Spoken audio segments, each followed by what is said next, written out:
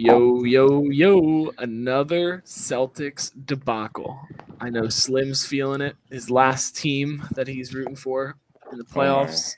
The list is dwindling. Yeah. list is And dwindling. I have a lot to say about this game. A lot.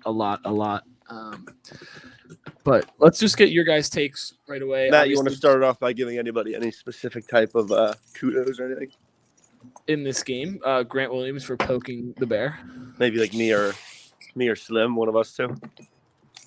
For what? I don't deserve it. Or maybe What am I me. giving you kudos for? That bet call. Yeah, I mean, Finn told me to bet the Heat before the game, and I said it was a 100% guaranteed I win game 2. I mean, I wasn't gonna touch that with a 10-foot pole, but I'm just I joking. I mean, honestly, yeah, you're right about Grant Williams. That we could talk about that to start. He absolutely poked the bear. Wow. yeah, I mean, to start, obviously he was just being stupid. I mean, like if you're gonna chirp at someone, Have them be on the don't same let it be level as Jimmy you. Butler. Do it to like 100. Max Strus or something. 100. But I mean, Spoelstra's like, dude, he's so good. He's that guy. It's remarkable. The fact that the Heat are here is crazy. I truly never expected this, to say the least, but they're just simply outplaying Boston in every way. And for me, they've taken Boston completely out of their game and have forced them to be mediocre, especially in close games. Boston is terrible right now. Getting out coached, getting out timeouted. If you watch the last 5 minutes or even just the whole fourth quarter of both games, Jason Tatum and Jaylen Brown just go ISO, and 9 times out of 10, it's either a horrible shot or a turnover. There was multiple times where there was wide open kickouts for threes where it was just either a super contested layup or a bad pass or something. And honestly, it was like watching a team that's never been here before do it, and I still don't understand how they don't know how to close games in a playoff situation at home. But I'll let you guys talk for now. If you guys got anything you want to say. Preparing chocolate milk. Hot chocolate. Here's what I would say. Actually, Slim, I'll let you go first. I'll let you get it off. I know it's burning a hole in your chest. Not even. I think I'm not so disappointed just because throughout the whole entire playoffs for the Boston Celtics, coming from me being an advocate of the C's, first round, the Hawks take them to a game 6, winning in the Garden. Philly winning in the Garden. So here's Miami. I'm not surprised, but Jason Tatum, you need to quit being the guy that acts like he can't execute when he needs to execute. Like I said, he has the ability to flip the switch, but he doesn't want to go into the beginning of the game with the switch already flipped. You know what I'm saying? He waits until, damn, we're down. Damn, we have to go play away. Damn, I have to do this, and I have to readjust just because you like to play. You feel as if you play better on your heels, and then you put up shots that not shots that you aren't able to make, but just I don't think that it's the right time. You wait to start chucking threes, and it's not really chucking, but like that's what you really have to do at the end of the game before you really can get warmed up into it. You know what I'm saying? For you to be shooting well throughout the night, even when you have 29, like you need it. Like this is another game, especially against Jimmy Butler, where you got to have 40, you got to have 50, you got to be able to execute. Same thing with Jaylen Brown. I think there's an inconsistency coming from him when he chooses to lose the ball. Like I feel like he makes the most turnovers for the team, especially in moments where it counts, especially in games where it counts. And then that ends up fucking up the Celtics. And guess what? Guess what Jaylen Brown's plus minus was today? What was it? Guess. No clue. -10, Higher. -15. -5. Higher. Slim's in the right direction. I mean, That I would guess be you could say lower. lower. All right, whatever, lower. What do you mean, whatever? That's a crucial detail. -24 today. I mean, that doesn't tell the whole story, but that's It fine. doesn't, but 7 It's of awful. 23 is not typical Jaylen Brown kind of performance. Credit to him for still continuing to shoot because I watched AD just stop shooting the other night when I needed him. 100. If you This checked guy out, will never let that go. He's on the Harrison Barnes team. Hey, y'all peeped the vid? Y'all rock with it? Everybody go check that out. Yeah. Dig. But Tatum, again, 5 turnovers. Awful time. And he almost got ripped again. He should have honestly got ripped again at the end. I don't know. I'm officially out on the Celtics. That's why I thought Philly could beat them. That's why I bet Philly. Philly was just even worse, to be honest. Miami is still continuing to outplay Boston at their own game at shooting threes. I don't understand how Miami could be so bad at shooting threes the entire year and then all of a sudden in the playoffs become the best three-point shooting team ever. It's like this craziest thing to me. But, I mean, Boston 10 of 35, that's not going to work in any sort of way, especially when you're playing a team that also shot 9 of 26. So you won that margin, I guess, by 1-3, but you shot 9 more. So you didn't win. And you got killed on the glass. The Heat are not a big team. You can't lose that battle. Bam had a game-winning rebound, bro. Yeah, Bam had 22, 17, and 9 tonight. Oh, Assist shy of a triple-double. And I didn't think that Bam – me and Slim were saying how we didn't expect Bam to be super aggressive again. 17 shot attempts, that's aggressive. And it's proving – like, I don't understand why he doesn't do this all the time. But every time we get to this stage, Jimmy Butler and Bam just rise up. And everyone's like, oh, my God, they're so good. And then we get to the regular season, and it's like nap time. It's crazy. I'm still kind of confused on why the Celtics are as bad as they are. I thought they were beatable the whole year. But I also thought that they had the best chance to win it all. But I didn't expect them to go down 0-2. I'll tell you that. Finn, your comments on the game? Coaching masterclass by Spo. Great timeout management in the fourth. Guys made shots late. Role players stepped up. That's always the difference. Gabe Vincent, dagger. Dagger. They're a good fucking team, dude. And shout out to Dunk. I think Duncan Robinson played well. You go back to our early pod days and the way that we were talking about how Dunk wasn't even utilized last season. And then, I was mentioning that I think that he has the opportunity to really showcase his ability, without thinking about the liability on defense when it comes to playing against Boston, in the circumstance of last year. That's why I said, y'all gotta use Dunk because he's important, because he provides that spark shooting that you need. And then I just don't even know what to think. And I know that we don't live in this reality, but how would the Heat play if Tyler Hero was healthy? You know what I'm saying? If he didn't break his hand, maybe. But that's scary to think about, because it's look at how I was looking today. His expected get back date is June 2nd. So if they make the finals, he's probably there, which is crazy. And it's looking more. I wonder what the odds are for them to win the series. It has to be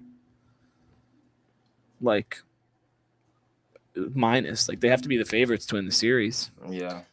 But I want to give a shout out to Caleb Martin. Absolutely balled out today. When when the Heat made the run late second quarter, early third quarter, one of the runs, it was like a 20 or 19-2 run. Caleb Martin was unreal in that, provided them with such a spark. And then again, later on, he rattled off 8 points in a row. Dude just really, really played some good ball. And these are just guys that you wouldn't think of. Yeah. I mean, I've been stressing the entire year the importance of how role players are going to play in this series. That's why I thought Philly-Boston was going to be a great series as it was. That's why I thought I'm still not like I'm there on Miami now, but like it's just still mind-boggling to me. But yeah, Caleb Martin, hell of a game. Hell of a game. I told you they're a special bunch of people. People are forgetting Bam and Kyle Lowry are on the team. Yeah, no, I mean, it's just like they're just so I don't even know. Like Exactly. They show up when they show up. yeah, But they show up every night. no, but they don't. I think the whole Heat team, besides Gabe Vincent, show up when they show up. Miami's officially minus 165 to win the series. Wow.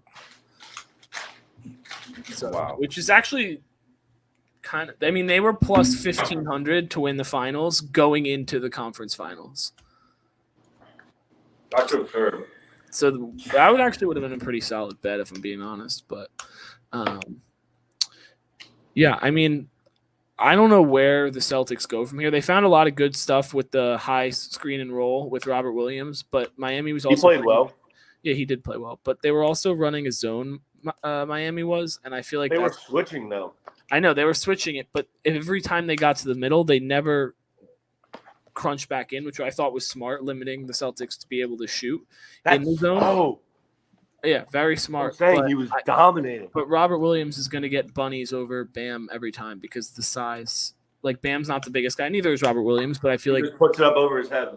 yeah, but Robert Williams is just I feel like stronger, and I think he'll muscle in those points. But at the same time, are you going to allow a late rotation three by Jaylen Brown, Marcus Smart, Malcolm Brogdon, or are you going to let Bam try and guard Robert Williams one-on-one from 15 feet? I'm taking Robert Williams trying to go one-on-one every time if I'm the Heat. Yeah, numbers game. So, I mean, you could – another credit to Spo. I just think the high screen and roll was very important for the Celtics, but then they got away from it down the stretch, and it was too much dribbling trying to be the hero from Jaylen Brown and Tatum. There was a couple times Jaylen Brown tried to shoot a layup on an offensive rebound over three guys when there was Malcolm Brogdon and Al Horford wide open for threes. Just kick it out. Like, I don't understand what's the point in just trying to score no matter what. Like, you're going to get an open look every once in a while if you play the right way. And the Celtics play the right way for 40 minutes out of the night. But those 8 minutes, they look so bad. And that's what cost them in the first two games, to be honest. And that's how the fucking NBA works, dude. You can't have those lapses. 100%. Jason Tatum cannot shoot 0% for the entirety of the fourth quarter. Like that's unacceptable. And he started great. You got to step up. Yeah, it started great. Started really great. But the only time that you got any type of buckets was at the free throw line in the fourth. You need to be able to have that shooting from long range and be able to be an assassin from the midi because we know you can do it. We saw it against Philly, Game 7, and also get to the rim how you showed throughout the first three quarters. Like, what are you doing, bro? He was still being pretty assertive. Like he was being super aggressive, but to a fault sometimes. Yeah, it's you not just like gotta running get away a from bucket. the ball. Like you gotta get to it. Like I don't know what it is that prevents him from like he is being aggressive. It's just not going in. Yeah, I think also it's the same. He didn't score in the fourth quarter again, besides the free throw line. No. So that's back-to-back games he hasn't made. He didn't shoot technically in game one. He didn't technically shoot a field goal because of the free throws, but he scored 6 points on free throws. Yeah. I don't know what he scored today, but ever since Grant Williams made that three, it was a 21-9 run till about toward the end, where the Heat outscored the Celtics, and obviously that's the game if you're doing that run that late. But Grant Williams costed them the game. And he's about to be the backup small forward on Shanghai Sharks next year. I've been saying that since last year. It's crazy. Grant Williams is actually like the Celtics' curse and a blessing at the same time. Like sometimes he'll have games where you're like, oh my God, I hate this guy, but if I was a Celtics fan, I'd love him. And then there's times where like this game or like when he said he was going to make both versus the Cavs and missed them both and they ended up losing. Trying to think of there's another moment too somewhere. In order to be an all-time heel, you have to have high highs in order to have low lows. I want to know why Tatum isn't guarding Butler. I didn't mean to cut you off. But. No, he does. Pretty sure he was. He was. But for I'm just bits saying, and in pieces, those moments where They're like, getting him it switched gets off. chippy like that, and then they're not doubling. because they're so weird about putting Grant Williams on him because of size, but he doesn't have the foot speed to stay with Jimmy Butler. That's what That's I'm why saying. I like, said coaching, bro. Yeah, everyone. We talked about this after Game 1, Slim, when we were saying how everyone's saying that there wasn't a big coaching edge. That's insane. You were Yeah, like, talking dude, about I don't. We were saying how like That's Spo great. is top 2 coach in the league, and there's best only coach in the NBA is not close. well, we were saying Pop or him, and those are the only No. 2 guys that we could I even think think he's a of better coach that would than be Pop on right that now. level. you think Spo's better than Pop? He's the best coach in the NBA right now. It's not close. All right, what about when Wemby comes into town? I'm just saying Spo's the best coach in the NBA right now, and it's not close. Yeah, I mean, he has the team. I mean, they're the 8th seed, so like, but we were also saying how he never won Coach of the Year, which is wild. Crazy. Robbery. So are we looking to put this on Joe just because I feel like that's the narrative that the NBA is pushing right now in regards to the teams that are making it to the playoffs? It seems to be the coach's fault, right? We lost Monty, we lost Mike Budenholzer, and They won't fire him. we lost Doc. I know they won't fire him, but is he to blame in regards to the players not being able to execute, especially when they're ahead in the fourth, when they can win the game? Is it the team and the pieces that the team has, or the adjustments not being made because Joe Mazzulla is not making the right call? I don't know if it was adjustments. He's not helping. I don't think maybe I don't know if he was the one to go with that high screen and roll because that was working really well from the top of the key. But late in games, I think one, you either need to Tatum and JB have the ability to get to that short corner mid area and post up, kind of like Jimmy Butler shot the same fadeaway 3 times. You need to get that's like for guy like small forwards that are like superstars in this league, like that's the shot. And they both have that shot in the bag. But instead they're trying to run high screen and rolls on the right wing where you can easily get trapped or hard hedged and have to make a pass into a Robert Williams or now Horford. And that's what kind of screws you. Or if they just stick with the double after the guy slips, because half the time Robert Williams was slipping. And if you're going to slip, then you have to throw it. If someone's going to slip, you have to throw that pass or you have to swing it back to the other side. But Miami was getting so far up into Tatum that it kind of didn't allow him to really make any moves that were useful, I guess. And he just kept trying to split it. And he does, no offense to Tatum, but in comparison, he doesn't have a tight enough handle to get through that double team like a Kyrie or a Steph. Can I weigh in on that for a sec, Matt? Yeah, go ahead. I want to hear what my twin got to say. That's obviously not on the fly coaching, but that's preseason coaching. That's knowledge of players and understanding a guy in the NBA. Once they start getting to that 1, 2, 3 between the legs, they're rocking you back and forth. Then all of a sudden it feels like they're just like at practice or working out. Yeah. Like, so, being on the same level as like your guys where you can tell them and relay the message to get up in someone's grill and they'll actually listen to you is huge because that really breaks up guys, especially like Tatum and Brown who are rock the baby guys. That really messes with that, like guys like that rhythm. The guys who do like step backs or like in and outs a lot, And you like I've even like I didn't watch a ton of Celtics games this year. I probably watched 10 or so before the playoffs, but I just from watching the playoffs, I can tell Tatum's like cadence and in his dribble. So if I can tell it from watching at home, what do you think the entire Heat team knows? Every time he takes this like one dribble or like if someone's closing out, he pump fakes and takes a sidestep 3 or a step back 3 every single time. Left hand, he's shooting. Yeah, it's got to the point where you can just go and not even fully contest. You can just run to the left of him and he's going to walk right into it. And there was a lot of times where he just like tried to make a pass that wasn't even there. That was like, I don't know. he's trying to play. Alex Caruso just Yeah. touched on JJ Redick. He was talking about how when he gets to his left hand, he's immediately putting the ball up. Yeah, I don't know. I just think he's looking to get to that cross, Slim. That's what I was talking about. That lullaby cross. 100. You get up in there, like put a forearm in them, or like maybe like take a swipe at the ball or two. Like that breaks up their rhythm, and they can't get into that flow. 100. Yeah, no. I mean, I just feel like they just have in the playoffs. They've been atrocious in closing out close games. I don't know what they're not historically great at closing out games. This group. It's just I don't know. I feel like when have they been good at closing out games? I mean, their win margin was huge because they just blew people out and they were fine. I'm saying close games. I don't know the numbers on it, so I can't really say. But I don't even really remember a time that they. I don't know. I feel like they just fold a lot. Versus you guys last year, they actually closed out games really well. Shot in the heart. Well, they were up 20. They were up 20 the whole game. No, game 1 they came back. Or game 3 and 4 they were. But no, yeah. I just feel like, you know, me and Matt to get a little spicy. But no, I don't know.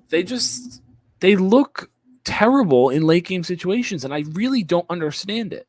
Because like, yes, Phillies look bad in late game situations, but not like this to me. Like the Phillies just not making shots, or they're taking like not great looks and they're waiting for the shot clock to go down too much.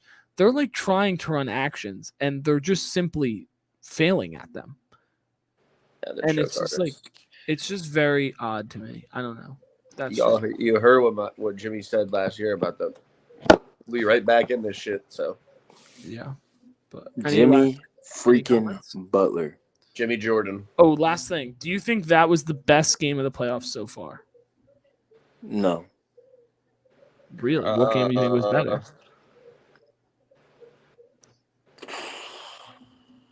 I don't think we've seen it yet. Game 5 in Boston versus Philly. Philly. Was so far. Good. So far. Oh, so far? Probably. I don't know, man. The Clippers versus Phoenix has some games. No, not like this. This is like high stakes. About to go down 2-0. I mean, of course, because we're in the Eastern and Western Conference Finals. Back and forth.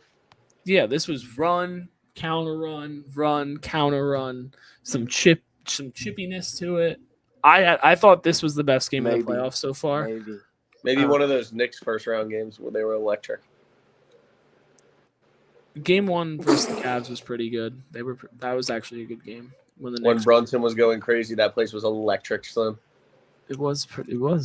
I'm not gonna do it. Or I mean, and you know me. This is Houston, but you see the colors. You know, it's very similar. When the Hawks won in TD Garden, that was pretty electric. That's a good game. That was pretty electric. Thanks for watching, guys. That is our round 3 Eastern Conference Finals Game 2 recap. Heat, Celtics. Heat take a 2-0 lead. Like, comment, subscribe. Check out tomorrow for a little Lakers Nuggets recap.